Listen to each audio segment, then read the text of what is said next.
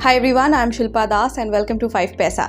इस वीडियो में हम देखने वाले हैं intraday Nifty and bank Nifty के लेवल्स। इसके अलावा आपको 5 स्टॉक्स के रिकमेंडेशन देंगे, साथ ही उन स्टॉक्स के बारे में भी आपको बताएंगे जो हमने आपको पहले रिकमेंड किए थे, और कुछ इंपॉर्टेंट स्टॉक्स से रिलेटेड न्यूज एंड अपडेट्स पर भी नजर डालेंगे।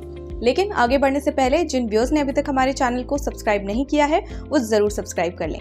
सबसे पहले बात करते हैं इंट्राडे निफ्टी और बैंक निफ्टी लेवल्स की। इंट्राडे निफ्टी लेवल्स की बात करें तो पहला सपोर्ट लेवल है 22,290, दूसरा सपोर्ट लेवल है 22,170, पहला रेजिस्टेंस है 22,730 और दूसरा रेजिस्टेंस है 22,800। इंट्राडे बैंक निफ्टी लेवल्स की बात करें तो पहला सपोर्ट लेवल है 48,500, दूसरा सपोर्ट लेवल है 48,130, पहला रेजिस्टेंस है 49,470 और दूसरा रेजिस्टेंस है 49,600। चलिए अब देखते हैं 5 momentum stocks for the day. Holding period है इन स्टॉक्स का 7 to 10 डेज के लिए। सबसे पहला रिकमेंडेशन है लवेबल। यहाँ पर वॉल्यूम स्पॉट है, बाय कर सकते हैं 133 पर, स्टॉप लॉस 125 रख सकते हैं, पहला टारगेट 142 और दूसरा 149। अगला है एनएमडीसी, हायर हाइस्ट फॉर्मेशन है, यहाँ पर बाय कर सकते हैं 269 पर, स्टॉप लॉस 259 लगा सकते हैं, पहला टारगेट 280 और दूसरा 288 पर रख सकते हैं। अगला है LT foods, on the verge of breakout है यहाँ पर, तो इसी रीजन से आप इसे बाय कर सकते हैं 224 पर, स्टॉप लॉस लगा सकते हैं 215 पर, पहला टारगेट 233 रख सकते हैं और दूसरा टारगेट 240। अगला रिकमेंडेशन है परसिस्टेंट। यहाँ पर बियरिश मोमेंटम नजर आ रहा है तो आप इस स्टॉक को सेल कर सकते हैं 3,367 पर, स्टॉप लॉस 3,452 रख सकते हैं, पहला टारगेट 3,282 और दूसरा टारगेट 3,200।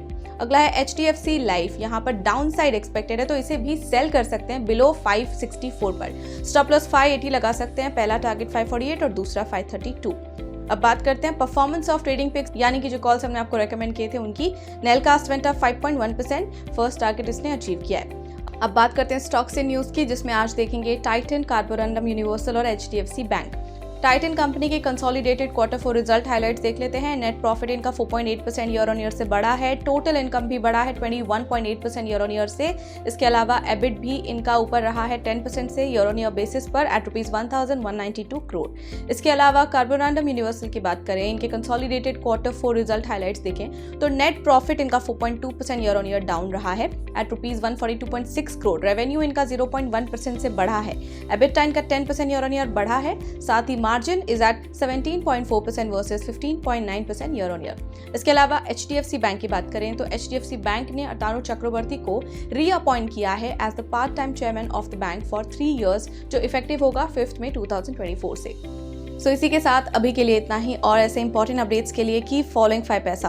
और अगर आपको ये वीडियो पसंद आए तो लाइक और शेयर करना बिल्कुल भी ना भूलें, और साथ ही हमारे चैनल को सब्सक्राइब करें। और इसके अलावा आपकी फीडबैक, सजेशंस कुछ भी हो तो हमें कमेंट सेक्शन में ज़रूर बताएं।